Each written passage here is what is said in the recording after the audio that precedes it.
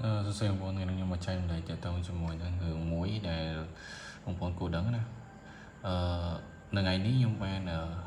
ចាយបច្ចិតមួយថ្ងៃតែ25ទៅលើកំផែងមួយ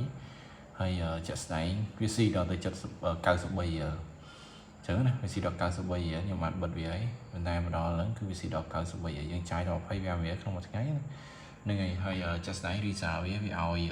view របស់យើងដល់ទៅ 220k view ជាងហើយវាឲ្យ mistake យើងបាន109 mistake ចឹង mistake វាចិត្ត1រៀលដែរ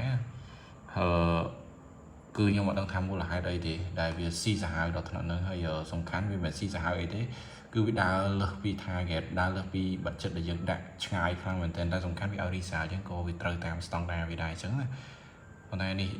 លើកទី1ហើយខ្ញុំមិនដែលឃើញទេយើងកំណត់ daily budget ទីទូទៅយើងកំណត់តាម25រៀលយ៉ាងច្រើនវាលើសទៅ25ឬក៏30រៀលអីចឹងណាដល់30រៀលអីចឹងណាដូចខាងលើនេះអីចឹងវាដល់ទៅ35 36ក្នុងមួយថ្ងៃចឹងកន្លែងនេះខ្ញុំដាក់ daily ណាបងប្អូនណាខ្ញុំដាក់ចុច daily មើល yesterday ទេស្អីឥឡូវវាឆ្លងម៉ោងហើយវាចូល yesterday វាឥឡូវម៉ោង2:10ចុះអីចឹងមើល yesterday ម៉ែលេងដល់93រៀលសាហាវមែនទេ